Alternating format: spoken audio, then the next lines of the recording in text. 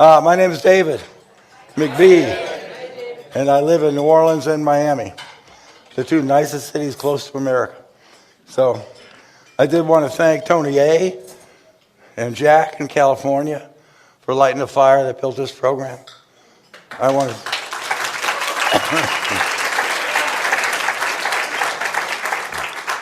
and Miles and Sue again and all the volunteers.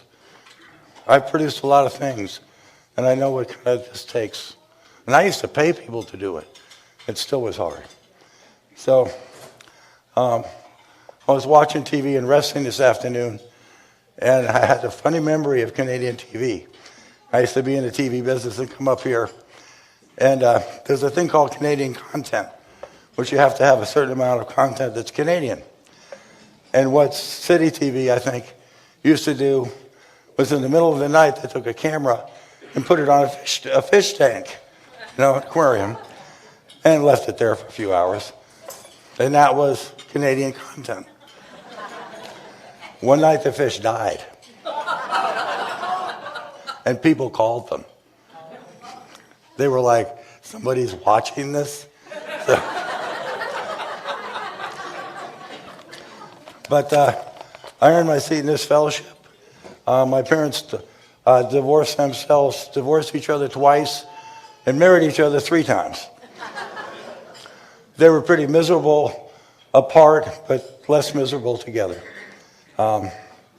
It's funny, my mom would always say all the alcoholism was on my dad's side of the family, except for her sister and her niece, who bled out in my first 6 months of sobriety. She bled out in ICU from acute alcohol toxicity. But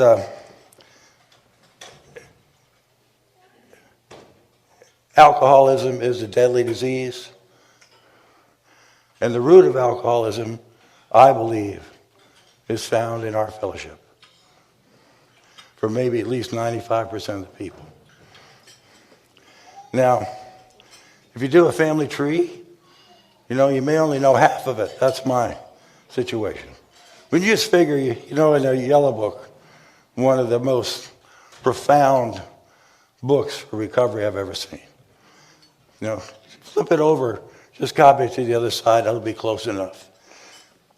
My granddad died drinking grain alcohol in Texas.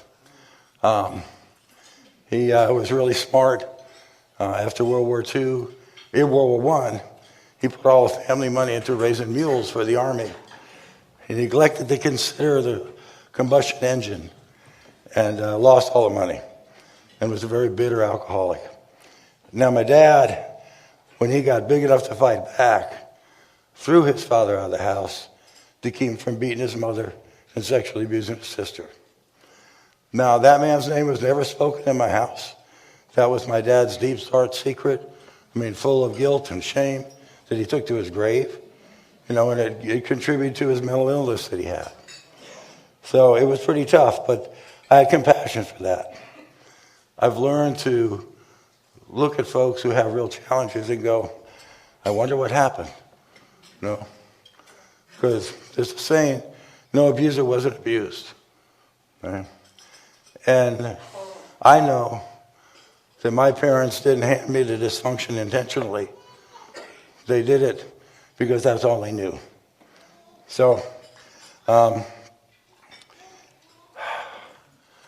just have to work a little bit on my breast tonight.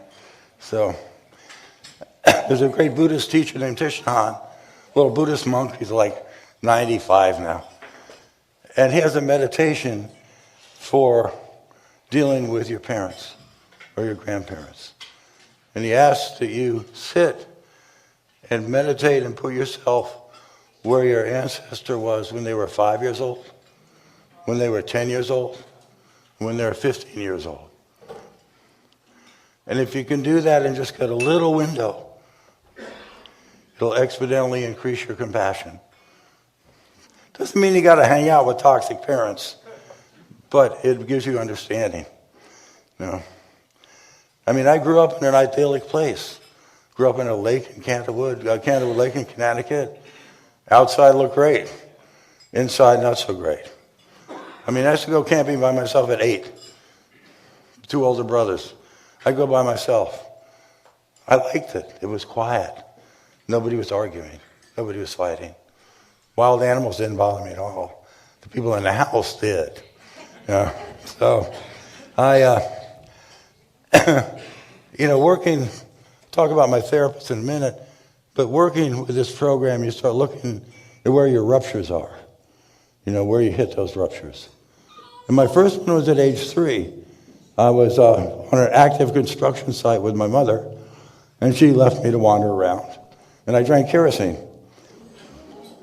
Now, I always thought that was an accident. And my therapist was horrified. She's a mother. She said, no, that's abandonment, David. Now, I have a son. And when he was 3, I would have not let him walk around a construction site. So my inner child probably knew that. I didn't. Next was my older brothers were on a different bus. So I'm on a bus getting bullied. Unfortunately, being bullied is an epidemic in many areas. So I complained about this and asked for help. No help's coming, which I was getting used to in my life. And so I missed the bus one day. And my dad had to come back and take me to school. He really didn't like that. So we're backing down the driveway, and I said, listen, I'm being bullied, I need help. And his response was to punch me in the mouth. Now, I'm a 7-8-year-old kid. He's a 6'2" man. Now, I didn't cry. I didn't bleed. I shut down. And from that point on, you really couldn't hurt me physically. Emotionally, yeah, you might not know it, but physically, no, I can take the hit. But I shut down at that point. The next time that man raised his hand to me, it didn't work out so well for him. Anyway, that was a rupture. At 12 years old, I really don't like talking about some of this stuff, but I do. So I was early in AA, and a woman said, the secrets that I swear I'll take to my grave, I'm now freely sharing the parking lot with a stranger. I'm like, really? Not me. Well, me. Now I got 350 of you. So anyway, I was the only son at home. About 12 years old, my dad hit my mom. I didn't know it was a recurring event. And she screamed, got in front of the house. I got shipped to the first time to Canada, right? I love Canada. Came to a camp about 200 miles northwest of Montreal. Did a canoe trip about 300 miles. It was great. However, the best job I ever had on the lake, all my friends, everything else was gone. I was the child prodigy on piano, gone. Next thing I know, I come back, I'm shipped to boarding school. Boarding schools are really not nice places. You get a great education with a bit of abuse and dysfunction thrown in on top of it. At that boarding school, I was sexually abused by a teacher, given a nasty venereal disease, and the state knew, my parents knew, and school knew. Nobody did anything. And me, at this point, I'm not expecting help from anybody. I'm not shocked. I'm like, it's par for the course. So instead of staying on the Ivy League track, I left home, became a hippie in Cambridge, and found my first tribe. And they're a great tribe. I'm still a hippie. They don't judge people too much. No? And it was a lot of fun. So I did that. I've traveled all through the Caribbean. I turned 18 in the Caribbean. Then I met a man who said, let's go to New Orleans. Sounds like a really good idea for a Connecticut Yankee.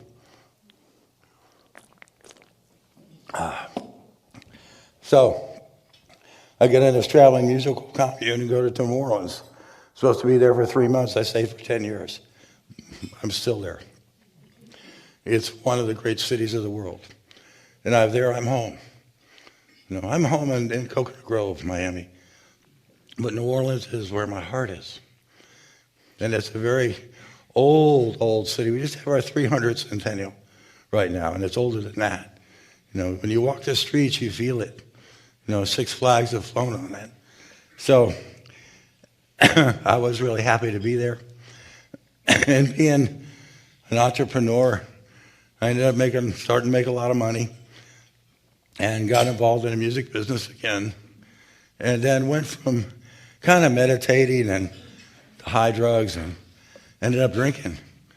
I don't really know when Jack Daniels and marching powder hit my hands, but I was off to the races. And that lasted a while. And I did a lot of positive things, but at the same time, I was circling the drain. In that period, I got married, moved to New York for 10 years, was successful, but inside I was not successful. Inside I was crumbling. Those survival traits, when they start backing up on you, they get painful. I'll tell you a story about that. I worked a lot of times doing a lot of stuff in music. And I had the opportunity to make my first national TV show with real big stars and for HBO. And it was a success, pulled it off. And there was an article in the Times on Sunday that was nice, and I'm happy with that. So I have a meeting Thursday at the office. I'm riding the train on the way in, and I got the paper with me. And I opened it up. And the front page of the entertainment section, there's a 5-column rave review from John Perrells, the top music writer in the country. A walk, don't run review. I'm reading this, and I'm weeping. Not for joy, not for gratitude. But what my inner child told me was, I'm going to get to HBO, and they're going to say, David, we know who you are. Give us back all the tapes, all the contracts, all the checkbooks, and go away. It's my copyright, right? But that's what my inner child told me viscerally. It flipped me out. I'm like, where is that from? I had no idea. I went there and they gave me another show, but my insides were still in turmoil. And they stayed that way for years. So, as I circled the drain, things happened. My son started growing up. And I get that moment of clarity. And I got sober when he was 12. And it was a great blessing. When he was 13, I divorced his mother. Because when I stopped drinking, she started drinking more. That wasn't going to work. Now at 15, I found ACA. And I was like, Now all I found was the yellow book of Janet Wurlitz, right? That's all I had. And it was a relief to read it. Now, our literature is 1,000 times better, but it was something. It was something that gave me a clue of what was going on inside of me. So that worked. I went to one ACOA meeting in Hollywood, Florida, and it was what I call a wine and cheese meeting. And I walked in, and I'm glad I didn't make a mistake and say, I'm an adult child and I'm an alcoholic. I felt like I would have been stabbed, really. And it was absolutely no recovery. I never went back. But I did work that yellow book with 5 other AAs, and we got something out of it. And I got something out of it. I did a lot of codependency work because that stuff was available. Melanie Beattie is a great writer. And around 2006 or 7, a friend of mine called me up and said, David, you got to come up to the meeting in Hollywood and get a book. What are you talking about? So it's a good friend of mine who had the same background. So I go up there, they just started a meeting, they had a red book. I bought every one they had. Came back to Miami and started a meeting. That meeting's still going strong. Now I'm smart about meetings. I've done a lot of service in AA, a lot of service in ACA.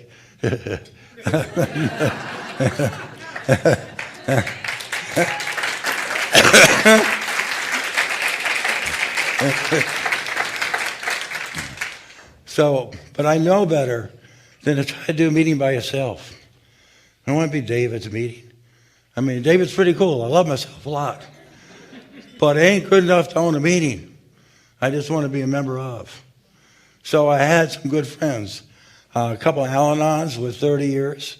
who had done the ACOA program back in the 80s when, the therapist kind of owned it. They'd have 200 people at a meeting, therapists around the outside in case anybody had a panic attack or a psychic break. But they knew something about it. A friend of mine from NA who had 30 years, who couldn't speak at a meeting for the last 15 years because what he wanted to talk about, they didn't want to hear. And a couple other buddies from AA. And we started that meeting. And a funny thing happened. I ordered another case of books because I'm vice chair of literature with Charlie. And I think most of you know if you're here, you're doing service, you're here. This program is driven by literature. It lets people go, whoa. The parliamentarian we hired, who actually, we didn't hire him, we talked him into it, was a delegate for AA. And a delegate in AA has anywhere from 30 to 2,000 meetings that they're representing. And they've gone through many, many, many stages of service. And they know parliamentarian procedure with a little rub of 12-step. So they understand it. So I think Miles gave him a book. He started reading it. He's in.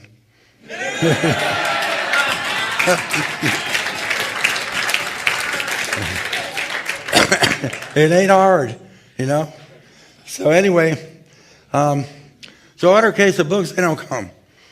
So we don't worry about it.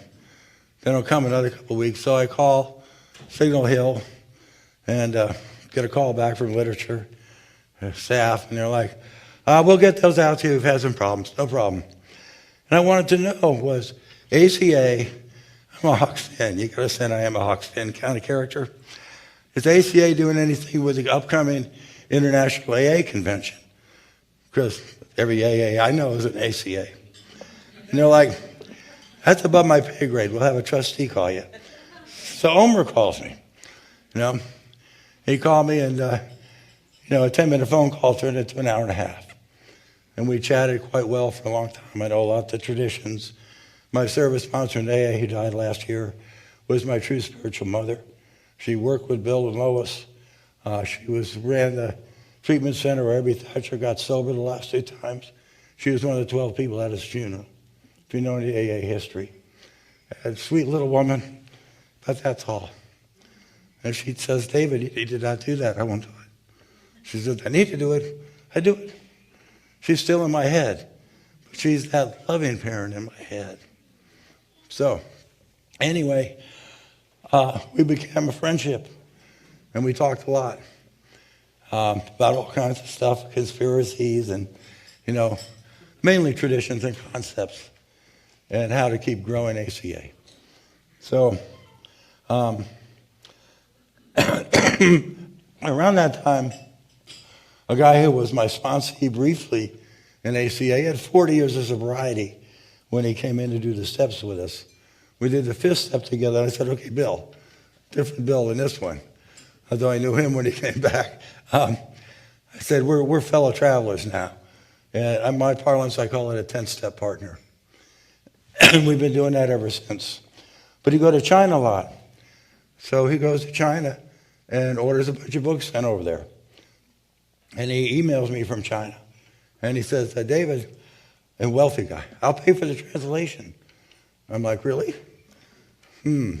I've been in the copyright business as a copyright owner. China, So I email Omer, end up with Omer and Larry on emails, and they didn't know how to deal with that. We're still dealing with how to deal with international translations, and I'll bet you right now that we'd be challenged with having somebody translate it in China. No, it's there are no intellectual property laws you can enforce there. So you're going to give it away. But anyway, so at that point, Omer asked me if I'd apply to the board. So I guess they needed a couple victims,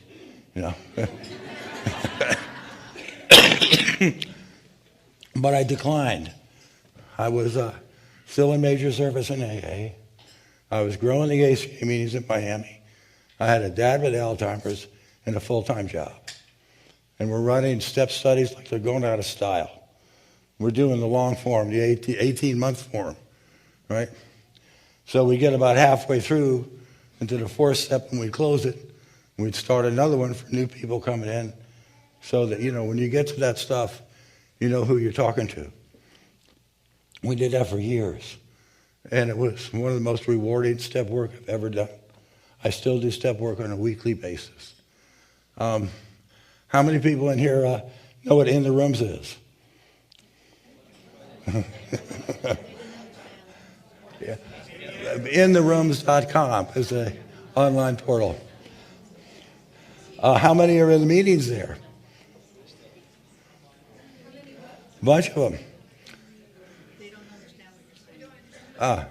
InTheRooms.com is a recovery portal.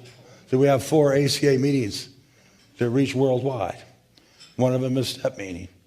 And what we did a number of years ago, Omer, before he got killed, sent me this thing on how to do it in 12 weeks. I said, you're out of your mind. Then some friends of mine in Fort Lauderdale started doing it, tried to do it in 16 weeks. And they asked me, I looked at it, and I expanded it to 20 weeks. And we did it with my home group. We did it several times. And it works. You just do the work. You have to do the work in the writing before you come to the meeting. And it's successful. People go in and do it in depth afterwards, but that's a pretty good way to get through it. And you see where the joy can be. Right? So, but I travel a lot, and that's why my friends who started In the Rooms, I ended up doing it with them. So we do that Tuesday night with 100 people in a meeting. Flips me out. I have other people that do it now. I'm not the only one. So it's the steps of ACA. And I combine Tony A's with ours. I'm an AA member. I find some of the adapted AA steps shaming. Doesn't work that way for everybody. I love both of our steps. But I do love love. And that was really Tony A's message.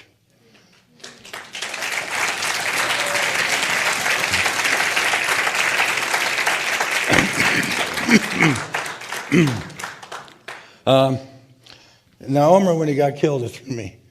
But, and I wasn't sure. The main rumor was he committed suicide. Other people said, well, he got hit. He was an investigative reporter in Tulsa, Oklahoma, which is a nasty town. All right? And I kind of was going, okay, 80-20, not the only old-timer I've seen that got lost. But I was in San Diego last year, and several people who knew him well, including one who didn't like him very much, said, The one who didn't like him very much said, nah, he might have killed you, but he didn't kill himself. And 2 other friends of his who knew him very well said, NFW, no freaking way. And I went, okay. I've seen the criminal side of cities. And you make it look like a suicide pretty easy. If there's no note, it's pretty obvious. But they can still force a note. But anyway, got through that, and I shed tears. I shed tears working on this speech, right? Because I have to deal with stuff like my son. And how grateful I am to have broken the chain. Breaking the chain in my family, right? As I said, my son was 12 when I got sober. Now, I'd come home from work and say I fired somebody, and he'd say, Dad, what was your part in it?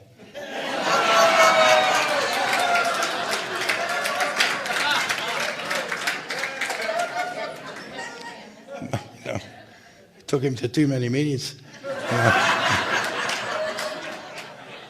My son is brilliant. He's an aerospace engineer from Georgia Tech. He's a lieutenant commander in the submarine force of the United States. He's a great dad with 2 daughters, a wonderful wife. He lives a balanced life. He's super smart, but he also has a lot of fun. Now, the interesting thing was we were in the garage about 6 months ago. Granddads go in the garages with their dad, and you fix stuff. That's what you do. You fix the mess, you figure out how to fix this. And he's sitting there and he looked at me and he said, Dad, I'm always going to have an interesting relationship with alcohol. He liked to drink in college. But once he took on the responsibility of an officer in the Navy, he stayed a cucumber. In AA parlance, if you're a cucumber and you become a pickle, you can never go back to being a cucumber. It's kind of stupid, silly. We have a lot of those too. So he stayed a cucumber. He also loves ACA. He has the books, and he reads them because he's often in charge of anywhere from 60 to 120 men in a 600-foot steel tube with a nuclear reactor and weapons of war. And you got to know how to deal with people. And he says the 2 fellowships that I'm in have given him a leg up on so many people because he doesn't just react, he responds.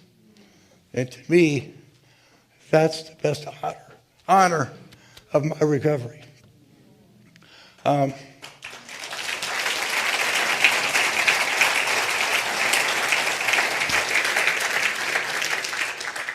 if you know people in the military, officers in the military, they have coins. I mean, really serious coins that a senior officer will give you, you'll give to someone downstream from you. It's called being coined. Huge tradition in the military. On my son's desk, he's got a whole bunch of coins. And every year he puts my new AA coin and my new ACA coin on there. And that made me cry when I wrote that. Because it's an honor to be on that desk. He's a hell of a dude. He's also silly and funny and all them other things. And I get to be a really cool granddad. All right? We're starting a club. Haven't done it yet because of the procrastinator issue. Right? I have a lot of friends who are grandparents, and we are not like our parents' grandparents. I mean, we are wild and crazy and fun, and, you know, we're laughing and smiling. My 2 grandmothers, never saw them smile once. They were mean, nasty old biddies. They really were, you know. I mean, they were 2 unhappy people, you know. It was not a pleasure to see them, you know. My granddaughters, I'm a puddle on the floor, as most grandparents are. So anyway, let's see where I am time-wise. There's a thing that people are asked to do, you know, and I find that the 2 major underlying recoveries of this fellowship are grief and forgiveness. So much of the work we do is grieving our own childhood. I didn't get that till maybe the 2nd or 3rd time I went through that yellow book. And I was like, oh. I used to drink with a guy who said, David, somebody hurt you really bad. I'm thinking about the first love or something. It was my childhood. It was absolutely my childhood. But everybody tells you to forgive. And there's I've been a practicing Buddhist a long time. I'm an American Buddhist, which means I don't pay attention. You know? If you're in a lineage, I'm like, did you read the first precept, which says not to be attached to any doctrine or dogma, especially Buddhist? It's kind of like the first step. If you don't get it, the rest are conversation, you know? So I love them, but I stay with the brief definition of Buddhism, which is that it's best to help others and that it's least to do no harm. Now, I've had the honor of being with the Dalai Lama for 4 days, better than any acid I ever took. Seriously. You know, I have cell phone numbers for Rinpoches, which is like a bishop. And they're the most unaffected human beings you've ever met. And so much of their stuff is our stuff. It fits us. So anyway, this is the gift I want to give, and we'll conclude with this. It'll take about 5 minutes. It's a meditation on forgiveness by a guy named Jack Kornfield, who, one of my favorite Buddhist teachers, He was a crazy American, went to Tibet about 50 years ago, and someone would want to be a monk, and they're like, yeah, really? You know, lived in a cave for a year, lived in a graveyard for a year. An amazing guy. He said the most spiritual thing he ever did, though, was get married. So let that be a lesson to you. But the meditation on forgiveness has 3 parts. And we'll go through them quickly, but just put it in your heart. Because you have to set the stage for forgiveness. If it's not authentic, it doesn't count. So I got a clicker up here somewhere. Can you put up the first one? Yes. So the first one is forgiveness from others. Second is forgiveness of ourselves. And third, forgiveness for who's harmed us. So please repeat this with me, okay? There are many ways I have been hurt and harmed by others, have betrayed or abandoned them, caused them suffering, knowingly or unknowingly, out of my pain, fear, anger, and confusion. Let that sit a little bit.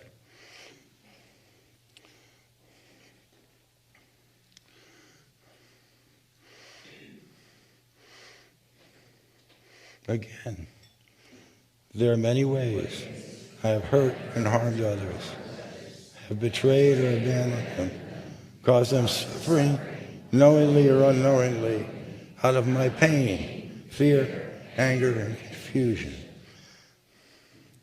Now, since that finally you could release this burden and ask for forgiveness, take the time you need for each memory that still burdens your heart, and then as each person comes to mind, gently say, if I can make this work.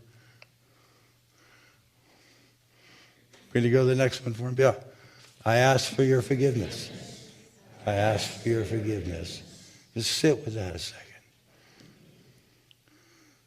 Again, I ask for your forgiveness. I ask for your forgiveness. And now this is the one that's critical for all ACAs.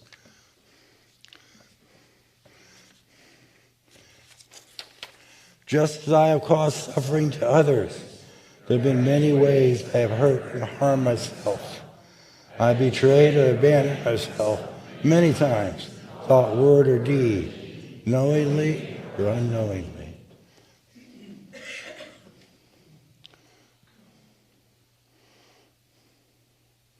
Again, just as I have caused suffering to others, there's many ways I have hurt, harmed myself. I have betrayed or abandoned myself many times in thought, word, or deed, knowingly or unknowingly. So feel your precious body and your life and your spirit, and that you're here today on this precious earth.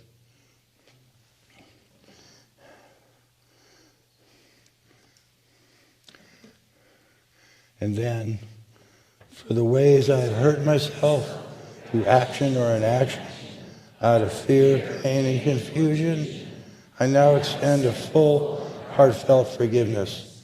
I forgive myself. I forgive myself. How many of us work on that? One more time. For the ways I have hurt myself through action or inaction, out of fear, pain, and confusion, I now extend a full and heartfelt forgiveness. I forgive myself. Forgive myself. And last but not least, the people who hurt us. Now, when you do this one, sometimes it may bring up and reignite that hurt. Sometimes it'll bring up anger.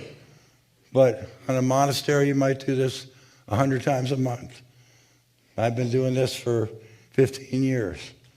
About 5 years ago, somebody betrayed me badly. And I did this 3 times a day for about 3 months before my heart would release. So, in many ways, harmed by others, abused and abandoned, knowingly or unknowingly, in thought, word, or deed.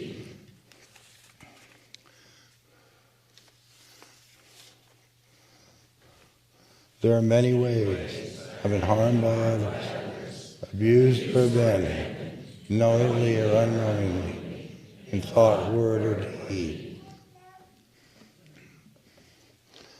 And finally, I remember the ways others have hurt, wounded, or harmed me out of fear, pain, confusion, and anger. I've carried this pain in my heart long enough. To the extent I'm ready, I offer you forgiveness. I forgive you. I forgive you. Now, the topic of this talk was bringing your critical parent to dinner.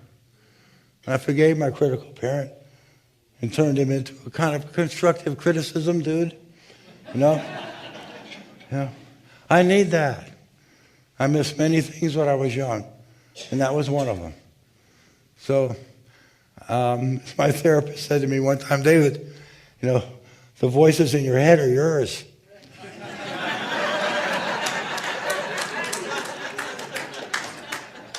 I'll tell you the hardest thing she ever told me, and this is a woman I went through the whole Yellow Book with her.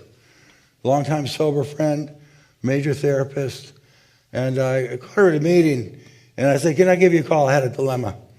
So I called her up, and I told her what was going on, and she asked me a very interesting question.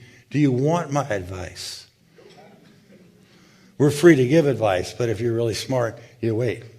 And I said, oh yeah. It says you're out of your mind if you do that. I said, I thought so. About a week later, I called her up and said, you take my insurance? She said, it doesn't matter, come in. Now, the interesting thing about that relationship, she's semi-retired, but I get a tune-up about once every 6 months. Terry's her name. And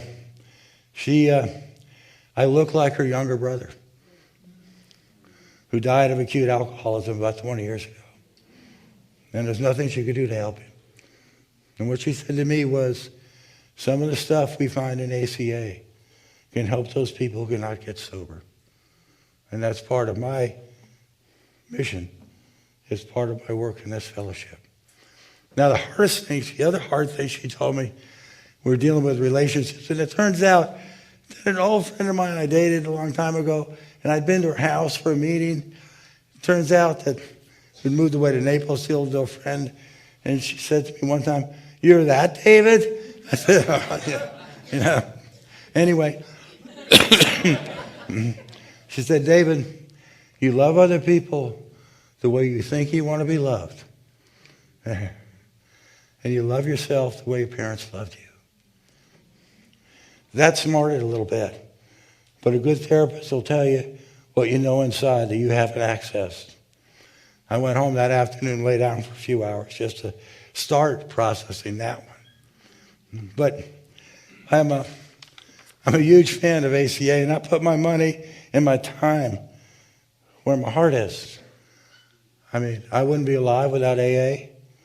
My son would have been at the mall. He wouldn't be where he is. Tommy Dayton was legendary at AA. She said, we look at the 20 people we affect badly when we're drinking, but we rarely look at the people we affect sober. And the same is absolutely true for us. How many people do we affect positively because of the increased awareness and attitude and love that we have? That's an amazing thing. I mean, I've always loved people, not to the extent I do now. I'm a little Buddhist about it, but I care, but I don't have to buy into your excitement, comma, drama, I'd like to change that in the laundry list. Just add parentheses, drama, because I use that with sponsees and they go, oh, I get it now. So drama is excitement too, but it's hard to explain. But I truly feel it's been a fact, actually, that AA was the biggest contributor to mental health in the world in the 20th century. They won the Lasky Award. It's recognized as that. No problem. I truly believe ACA is that for the 21st century. Thank you.